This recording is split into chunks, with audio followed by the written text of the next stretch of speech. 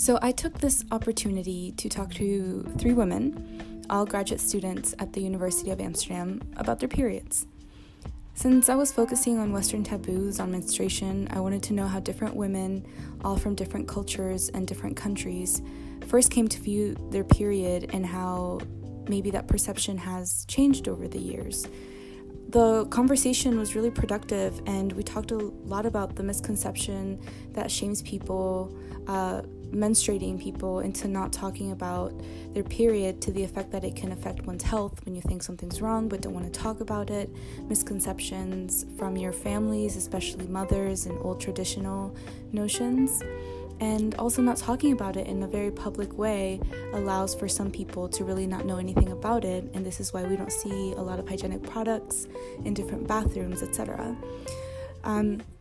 In our personal lives, we also thought about how our partners, our sexual partners, especially male partners, really don't know much about menstruation, haven't seen blood before, and don't know how to approach the topic of period sex.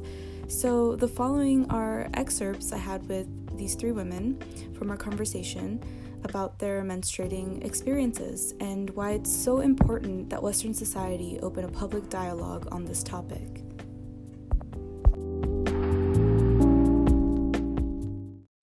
So at first, since everyone in the room already knew the topic, I asked them how comfortable they were with talking about their period, either with me or in the setting or at all with their families, with their friends, with men, and it actually turned into a very diverse set of answers.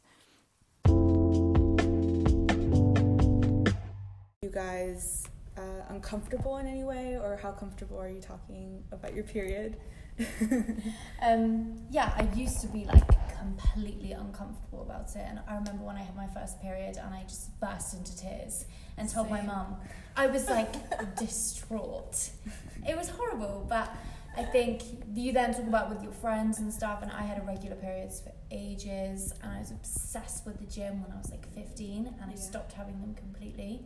And because I didn't really like talking about it with my mum or whatever, and it just was not good for my health. So this is why it's so important to talk about, right? Yes. Yeah. And then I spoke to my mum about it, and then all of a sudden from then I was super happy to talk about it. My first period, or maybe the first year, I got my period when I was 14 years old. Yeah. And then I was just really embarrassed about it, and I thought it was really awkward, and I was really ashamed to ask my mom. I would only ask my mom to buy pads or something, but over the years, I guess when I turned 15, I didn't have an issue with it anymore, and then from there on, I don't feel so much shame attached to it, because I think I've been exposed to a lot of more body positive media and stuff. I've exposed myself to those kinds of narratives. How did you feel shame in that sense then? Yeah, you just felt really awkward. I don't know how to describe it. Yeah. It's ew. Yeah, it's you're gross. unclean, and the whole discourse in school around it, and it's the mystery of who started their period and who hasn't, and it's associated with being sexually mature, and that's kind of not something you're ready to confront yet. And I think there's also stuff it smells bad, or it's gross, and there's blood, and you just leaking. Be paranoid.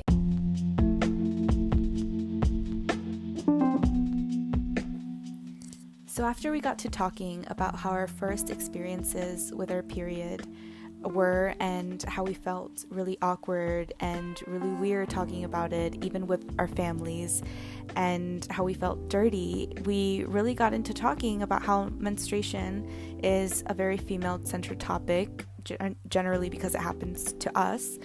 But just because it happens to women does not necessarily mean that we are the only ones who should be well informed about it. There are so many misconceptions that arise from not talking about menstruation. And now, as adult women, many misconceptions become funny in the past, and these anecdotes from our youth still remind us that these are lessons that show us how many are misinformed, even if they're our own mothers or our siblings or our male friends. I think because it is part of like a female experience that kind of we haven't been able to talk about for like that many years, considering, you know, feminism now, I guess. And also, like, it's just a point of relation between other women, and it forms a lot of how you feel, at least like a few days of every month. So, you know, it's just a shared experience of living that you have with other girls, which is also very different from person to person. So I think, yeah, it just does come up. Yeah.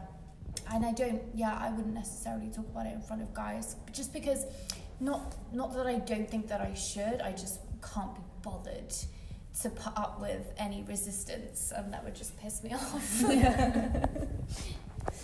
I have quite a few guy friends, and I've talked to them about my period before, but for them it's something that most guys, even the ones that have sisters, like guys also like cis guys that grew up and like never questioned or whatever, you know what I mean, they don't really know what it looks like, and I find that it leads to like really funny situations. And there's like a lot of different embarrassing aspects of it, whereas if we were in a world where everyone's just like, okay, you're bleeding now, bleeding is normal, when people see stains often, like if you fell over and cut your leg and you're bleeding like through your jeans, like people would be like, oh, are you okay, like, that would be it, right? And then you're not embarrassed, you're just like, Now that I think of it, my mom really was, I don't know, she started having all sorts of concerns when I started bleeding. So she did force me, or like she asked me to keep this journal, and also she forbid me to use tampons. Okay. Because that would affect my virginity. Oh, really? Yeah. Oh my goodness, really? Yeah. no. Interesting. Have you talked with her since about this specific thing? No, actually no. But I remember that she told me that I had to wait, and I remember that I stole some Tampax because I wanted to try it anyways, but it hurt, and so I waited. Actually, I waited till I had my first intercourse.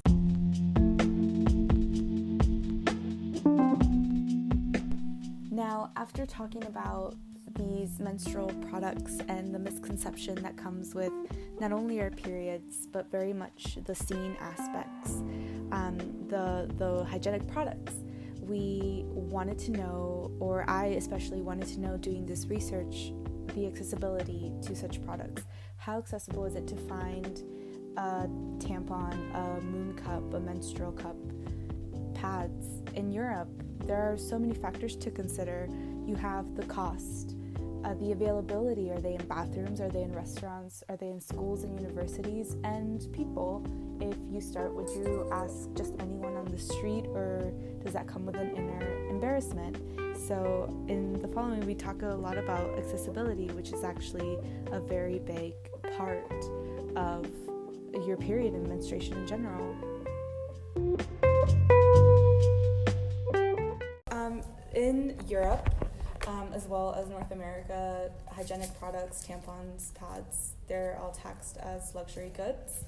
And I know in the Netherlands, it's a 6% tax on top of it. So do you guys have any thoughts? Did you know that? I didn't know that. No. Like it's I didn't know about the It's just Netherlands. it's taxed like other objects though. Yeah. Like 6% is like the normal refined object tax rate. But it is taxed, and I think taxed, it shouldn't be. Yeah, I read that it was taxed as luxury goods, but I wasn't sure. I watched a video about all the I think it's an Italian video. It was pretty interesting because it compared different nationalities and how cheap it is or how expensive it is in different parts of the world. But yeah, I have to say I've used a menstrual cup since like over 10 years, so I don't really know even how much that costs anymore. Yeah. And speaking of just like menstrual products in general, how accessible do you find that they are now? The cup is still not accessible. Accessible? It's not. It's You can online. online. Yeah.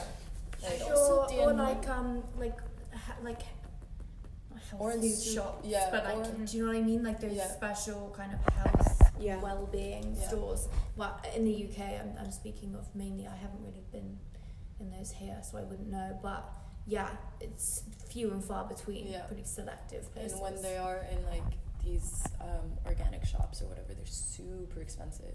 Sure. I mean, they are around 30 euros, Yeah. but it lasts for 10 years. Yes, but But on the long term, but who don't have like 30 euro of disposable income just to have absolutely. today. And people shopping in these places are people who are going to spend a little bit extra because they're concerned about their health and like organic products and stuff, and that is actually a luxury that lots of people don't have.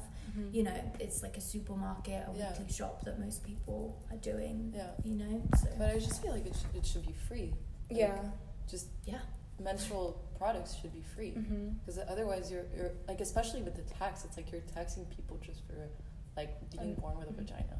Which sucks. No, it really does. And how accessible do you find it if you spontaneously get your period in public? So like, that's hard. It sucks. Especially if you have a cup, because not always you can rinse it. Not always there's a sink close to you. You have to find out your alternative ways of emptying it, and you know that's not very hygienic. So no, definitely not nice.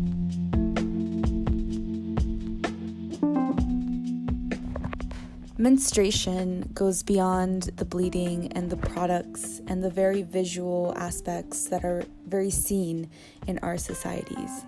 Periods, however, are a very internal and unseen natural cycle within menstrual bodies. So it really comes as no surprise that when speaking of menstruation with these three women, the topic of contraception comes up, given that our periods and the cycle are very closely tied with contraception and birth control. The importance of knowing your cycle when your body is ovulating and other information about your period gives a lot of women the sense of agency over their natural cycles. And a lot of these women in the conversation use period apps in order to track their periods and use it as contraceptives. So naturally, this conversation turned to period knowledge in general and sex. How important is it for you guys to track your period? Or like, why did you start tracking your period? For contraception. Like, as a contraceptive? That's my only contraceptive method. I mean, I use this alongside with like the pulling out method. Yeah. same. And condoms? So, or no. Unless unless I want to have penetrative sex, like till orgasm when I'm in a period where I could get pregnant. Okay. Yeah. Then I would be condom. Mm-hmm. But That and also measuring your temperature, or that's a different one. I don't measure the temperature. Okay. I just use that. Yeah, some of them are super high tech. Like I haven't got them. I'm like, my periods are still pretty irregular, and I just ride the wave, ride the Red River. And just use condoms. But Yeah. I would consider getting the app. I don't know if it's how useful it is. That's quite useful. Yeah. For me. Mm-hmm. I also have my periods are not super regular, Mm-hmm. but then I can sort of keep track of like when they happen. Yeah. So it keeps all your data and information and makes like Sure.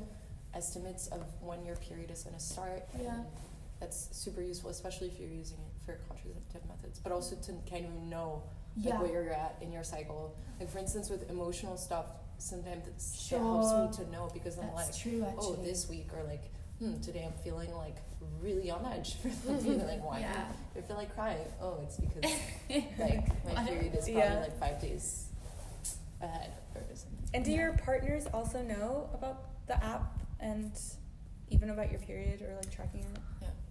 Yes, he does. No, I think that the thing that made him a bit confused at the beginning is that we could have penetrative sex and then up to him orgasming sometimes, so that other times he would just assume that it was okay, whereas the app said it wasn't.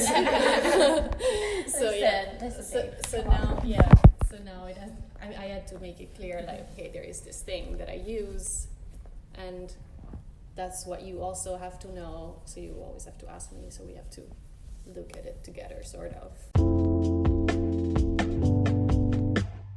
Men and some women not really knowing, the period is part of a cycle where you're ovulating at some points where you're more likely to get pregnant. Like it's the whole cycle. Yeah. It's not just the bleeding. Yeah. Whereas I think sure. a lot of guys would be like, oh yeah, it's just blood. Yeah. Just bleed down there for a bit. Yeah. It's like, no, it's kind of a whole biological system we've got going on here. So yeah, actually they're pretty useful. And could be used for educational purposes as well. For sure, especially if you're getting your period for the first time. Yeah. And also kind of more of an interactive way to know your body, especially when you're like a child and you're going through puberty and you're getting to know your body. Could be a nice way that technology helps you do that. Yeah. And it also normalizes it in the sense that it's an app on your phone just like any other app. Absolutely, yeah. And you use it to just look at your information and your health like anything else, like a running app almost. Yeah. You know? Yeah.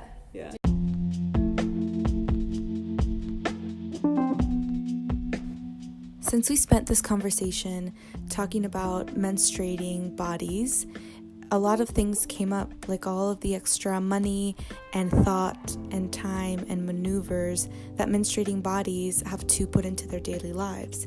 So to wrap up the conversation, I asked these women what the future looks like, what their ideal future for a just and fair world for those who menstruate would look like. And their answers were, not surprisingly, all that far-fetched. They were very practical. Yeah, I don't know how that would look. I mean, accessibility is definitely one. I mean, it being free would be amazing, but unfortunately I don't envision that being the case. But removing the tax for sure. Yeah, accessibility, removing any shame or disgust even that people might harbor still. Teaching you at a younger age. Yeah, definitely. To Men also. Yeah, I feel sure. that. Yeah. Yeah, so obviously also having young boys learn about it for me. And Definitely. yeah. And seeing look at pictures. I'm also the anatomy picture people learn in school, or they did in my school, about periods and how it functions inside the body or whatever, but let's have pictures of actual period blood in textbooks. Yeah, so for people sure. know what it looks they would show you graphic pictures of STDs. Yeah. Animations or cartoons and stuff that really don't capture what the real thing is like. So then it is a shock for people when they experience it themselves, for women, or when guys see it and they're just it's not what they expected. So just education and exposure to it.